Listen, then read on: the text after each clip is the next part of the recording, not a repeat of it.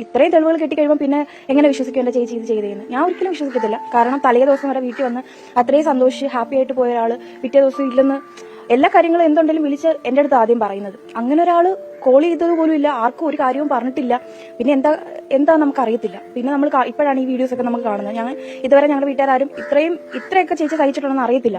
മുന്നേ ഇവർ തമ്മിലുണ്ടായ ഇഷ്യൂവിനെ ചൊല്ലി ചേച്ചിയെ അടിച്ചതിന്റെ പാടുകൾ എന്നെ കാണിച്ചിരുന്നു. 2 കൈയുടെ ഈ സൈഡിലായിട്ട് നല്ല പാടുകളുണ്ടായിരുന്നു. അപ്പോൾ അതിങ്ങനെ അടിച്ചിരുന്ന കാര്യങ്ങളും അതൊക്കെ പറഞ്ഞു. അല്ലാതെ വേറെ അന്നേരം വന്ന ദിവസം വേറെ പ്രശ്നങ്ങളും കാര്യങ്ങളും ഒന്നുമില്ല. കുഞ്ഞ് തന്നെ പറയുന്നുണ്ട്, അച്ഛൻ ജോലി കഴിഞ്ഞ് വരുമ്പോഴേ കുപ്പിയെടുത്ത് ഫ്രണ്ട് വെച്ച് കുടിക്കും, ടച്ചിങ്സിനുള്ളത് ഓർഡർ ചെയ്യും, ഞങ്ങൾക്ക് ഫുഡ് വേണമെന്ന് പോലും ചോദിക്കത്തില്ല, പുറത്തുനിന്നൊക്കെ ഓർഡർ ചെയ്തിട്ട് ഇരുന്ന് കഴിച്ചു കഴിഞ്ഞിട്ട് പിന്നെ ചെറിയ വെറും നിസ്സാര കാര്യത്തിന് അമ്മ മിണ്ടാതിരുന്നാലും അമ്മ പ്രവോക്ക് ചെയ്ത് സംസാരിച്ച് ഉപദ്രവിക്കാനൊക്കെ ചെല്ലുമെന്ന് കുഞ്ഞ് തന്നെ നമ്മുടെ അടുത്ത് പറയുന്നുണ്ട്. കുഞ്ഞിന്റെ അടുത്തും അത്ര ഒരു അറ്റാച്ച്മെന്റും കാര്യങ്ങളും ഒന്നും ഈ ഇത്രയും സംഭവം കഴിഞ്ഞിട്ടും ആ കുഞ്ഞിന് അമ്മ ഇല്ലാതായി അങ്ങനെ പോലും ഒരു വാക്യം പറഞ്ഞിട്ടില്ലല്ലോ. അങ്ങനെ കുഞ്ഞിനോട് ഒരു ആത്മാർത്ഥതയും കാര്യങ്ങളും അങ്ങനെ ഇല്ല. അവൾ തന്നെ പറയുന്നുണ്ട്, എന്റെ അടുത്ത് അങ്ങനെ ഒരു സ്നേഹമൊന്നും അച്ഛനില്ല എന്ന് പറയുന്നുണ്ട്. അവൻ പിന്നെ സ്വന്തം കുഞ്ഞിനോടില്ലാതെ ആത്മാർത്ഥത വൈഫിനോട് വരത്തില്ലല്ലോ. അയാൾ വല്ലതും ചെയ്യും. കാരണം എപ്പോഴും ചേച്ചി പറയും, ഉപദ്രവിക്കുമ്പോൾ തലയ്ക്ക് നാവിയിൽ ഇങ്ങനെയൊക്കെയാണ് ഉപദ്രവിക്കുന്നത്. ഷാർജയിലെ മലയാളികളെയും കേരളക്കരയും ഒന്നാകെ ഞെട്ടിച്ച ആത്മഹത്യകളിൽ ഒന്നായിരുന്നു ഈ ഒരു ഷാർജയിൽ അതുല്യ എന്ന പെൺകുട്ടി തൂങ്ങി മരിച്ചത്. ഭർത്താവിന്റെ പീഡനം മൂലമാണ് അതുല്യ തൂങ്ങി മരിച്ചത്.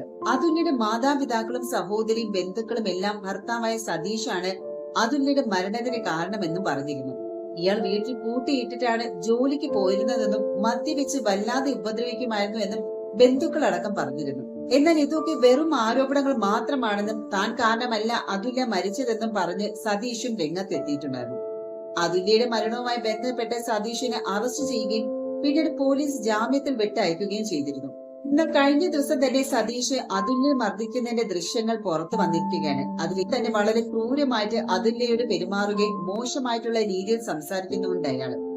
ജീവിക്കുവാണെങ്കിൽ അന്തസ്സാണ്, നിന്നെ വിടത്തില്ല, എന്റെ കൂടെ ജീവിക്കുവാന്ന് ജീവിക്കും, അല്ലെങ്കിൽ ഇതും കൂടെ തീർന്നു.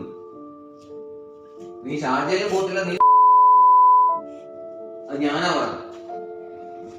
നീ ഇവിടുന്ന് പോകുന്നതിന് നീ ഇവിടുന്ന് പോയാലും ഞാൻ കുത്തി കൊന്നിട്ടേ ഞാൻ അടങ്ങത്തുള്ളൂ.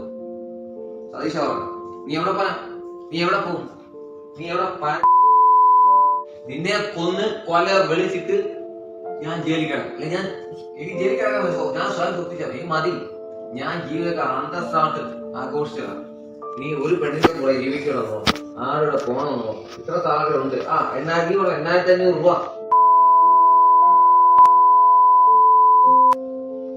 ഏത് 8,500 രൂപ? കുത്തി കൊന്നിട്ട് ഞാൻ ജയിലിൽ പോകും. നീ ജീവിക്കത്തില്ല, നീ പോകണി ആർക്കുമണിക്ക് നീ ഞാനില്ല. എന്ത് ചെയ്യോ? നീ ആർക്കുമണി ജീവിക്കത്തില്ല, അല്ലെങ്കിൽ എനിക്ക് ഞാൻ കൊട്ടയം കൊടുക്കും നിന്നെ തീർക്കാൻ വേണ്ടി.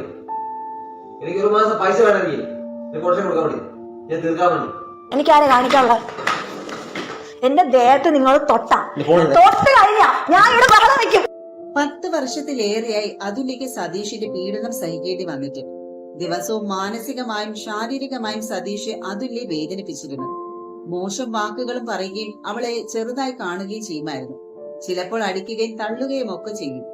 ഒരു ദിവസം സതീഷ് അവളെ അധിക്ഷേപിക്കുന്നതും മർദ്ദിക്കുന്നതും തെളിവായി സൂക്ഷിക്കാൻ അതുല്യ ശ്രമിക്കുമ്പോൾ സതീഷ് അവളെ വീണ്ടും അടിക്കുകയും ചെയ്തു. അടി കൊള്ളാതിരിക്കാൻ അയാളിൽ നിന്ന് രക്ഷപ്പെട്ട് മേശയ്ക്ക് ചുറ്റും ഓടുന്ന അതുല്യെ സതീഷ് ഓടിച്ചിട്ട് പിടിക്കുകയും പിന്നീട് ക്രൂരമായിട്ട് അടിക്കുകയും ചെയ്തു. മർദ്ദനത്തിൽ വേദനിച്ച അതുല്യക്കാരന് മിക്ക ദിവസങ്ങളും ഈ ക്രൂരതകൾ ആവർത്തിച്ചിരുന്നു. ആരോടും ഒന്നും പറയാൻ സാധിക്കാതെ മുറി അടച്ചിട്ടിരുന്ന് കരഞ്ഞു തീർത്തിരുന്നു അതുല്യ. ഇങ്ങനെ എല്ലാ ദിവസവും വേദനയോടും ഭയത്തോടുമാണ് അതുല്യ സതീഷിനോടൊപ്പം കഴിഞ്ഞിരുന്നത്. സതീഷ് അതുല്യെ ഭീഷണിപ്പെടുത്തി പറഞ്ഞിരുന്നു, അതായത് അതുല്യെ എവിടേക്കും പോകാൻ വിടില്ല എന്നും പിടികൂടി കുത്തിക്കൊന്ന് ജയിലിൽ പോകേണ്ടി വന്നാൽ പോലും ഇവിടെ നിന്ന് അതുല്യെ എങ്ങോട്ടും വിടില്ല, സതീഷ് ഇല്ലാതെ അതുല്യെ ജീവിക്കാൻ അനുവദിക്കില്ല എന്നൊക്കെ ആ ഒരു വീഡിയോയിൽ പറയുന്നുണ്ട്. അതായത് അതുല്യെ ജീവിക്കാൻ അനുവദിക്കാതിരിക്കാനാണ് ഈ ഒരു സതീഷിന്റെ തീരുമാനമെന്നും ആവശ്യമെങ്കിൽ കൊട്ടേഷൻ കൊടുത്ത് ആളെ കൊണ്ടുവന്ന് അതുല്യെ കൊലപ്പെടുത്തുമെന്നും സതീഷ് അതുല്യെ ഭയപ്പെടുത്തുന്നുണ്ട്. കൊട്ടേഷൻ കൊടുത്ത് കൊല്ലാൻ ഇവിടെ വലിയ ചിലവൊന്നും ആകില്ല എന്നും തന്റെ 1 മാസത്തെ ശമ്പളം പോലും മതിയാകുമെന്ന് സതീഷ് അതുല്യെ ഭീഷണിപ്പെടുത്തിയിരുന്നു.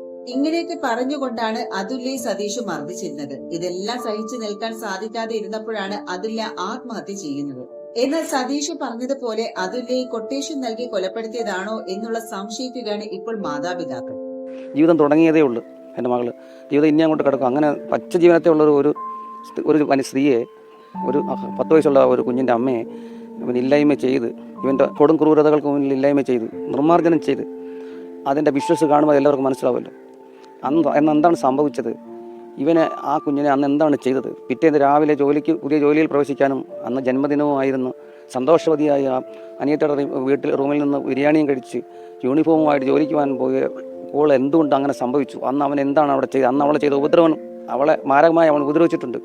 അവൻ കൊട്ടേഷൻ കൊടുത്ത് കൊല്ലുമെന്ന് പറയുന്നതും പിന്നെ കത്തിക്ക് കുത്തി കൊല്ലുമെന്ന് പറയുന്നതും വിശ്വസമ്മതകളുണ്ട്. അപ്പോൾ എന്താണെന്ന് സംഭവിച്ചതെന്നുള്ളത് നമുക്ക് അറിയണം. അതിനുവേണ്ടി ഇവനെ കസ്റ്റഡിയിലെടുത്ത് ഇവൻ്റെ ജാമ്യം റദ്ദാക്കി അവനെ ചോദ്യം ചെയ്ത് ഈ കേസിൻ്റെ വെളിച്ചത്ത് കൊണ്ടുവരണമെന്നാണ് എൻ്റെ അഭിപ്രായം. കഴുത്ത് മുറുക്കി കൊന്നതാണോ എന്ന് അറിയാനൊക്കെ അതൊന്നും ഇവിടെ ഒന്നും വെളിച്ചത്ത് വന്നിട്ടില്ല.